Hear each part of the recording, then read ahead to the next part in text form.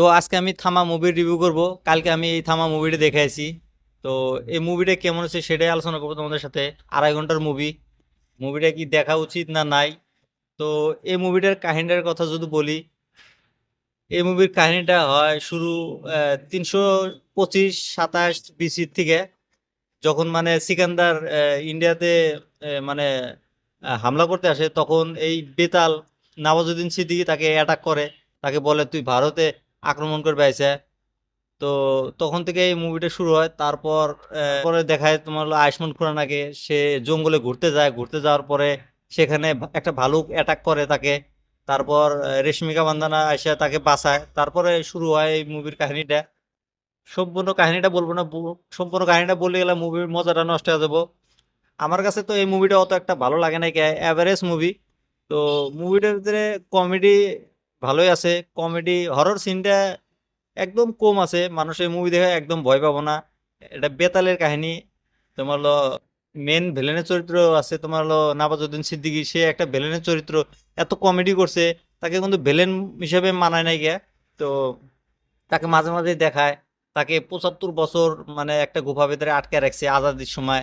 তো মুভির কাহিনীটা একটা ইউনিক কাহিনী। এরকম কাহিনী এর আগে হয়তো বলিউড বানাতে পারে নাই। তো মুভিটা ওরকম ভাবে একটা রিপ্রেজেন্টও করতে পারে না গিয়া। আমার কাছে একটা অত একটা ভালো লাগে না গিয়া। তো তোমরা যদি এই মুভিটা এখন দেখো না, তোমরা যে সিনেমা করে যায় দেখতে পারো। মানে একটা টাইম পাস মুভি। তো এই মুভিতে রেশমিকা মান্দানা, আহ, তারপর আয়ুষ্মান খুরানা, পরেশ রাওয়াল সবার অ্যাক্টিং ভালোই আছে। তারপরে এই মুভিটাতে তোমার হলো এমসিইউ শুরু করছে, মানে আহ, ভুতিয়া ইউনিভার্স একটা শুরু করে দিছে ম্যাডক ফিল্মস থেকে।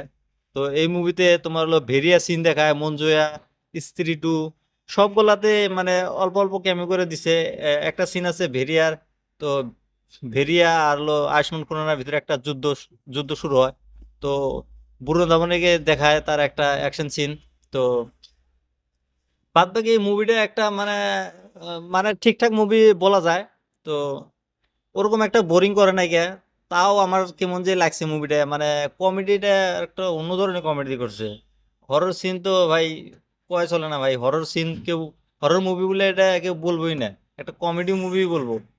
তো বাদ বাকি যেগুলা মানে ভিএফএক্স এর কথা যদি বলি, এই মুভির ভিএফএক্স গুলা খুব খারাপ হয়েছে। যেগুলা মানে সিন আছে যে দাঁত বাগার সিন গেলা, ওইগুলো সিন একটা অত ভালোভাবে দেখাতে পারে না গে। তারপর তোমার হলো এই যে যেগুলা জাপানের সিন গেলা আছে, জাপানের সিন গেলা একটা অন্য ধরনের মানে কার্টুন টাইপের দেখা গেছে। যেগুলা মানে বেতালের সিন গেলা মানে মানে ওরকম একটা মানে ভালো হয় না আর কি। আর মিউজিকের কথা যদি বলি, বিজিএম সাউন্ডও একটা অত ভালো না। তোমার স্ত্রী টু ভিতরে যে বিজিএম সাউন্ডটা আছে, সেই সাউন্ডের মধ্যে একদম পারফেক্ট সাউন্ড আছে। সেই সাউন্ডটা কিন্তু এই মুভিটাতে মানে অল্প টাইমের জন্য মানে করে, যখন মানে অভিষেক শর্মা যখন মানে এন্ট্রি নেয়, তখন এই সাউন্ডটা, বিজিএম সাউন্ডটা বাজে, তখন ভাল লাগে অল্প। আর বাকি এই মুভির অ্যাকশন গুলা ভালোই আছে। তো দেখা যাক এই মুভিটা কিরকম চলতে পারে। আর তোমরা যদি এই মুভিটা দেখো না এখনো, যা দেখতে পারো। আর এই রিভিউটা তোমাদের কাছে কেমন লাগছে তোমরা আমাকে কমেন্ট করে বলে দিও, কারণ আমি এরকম রিভিউ করে থাকি।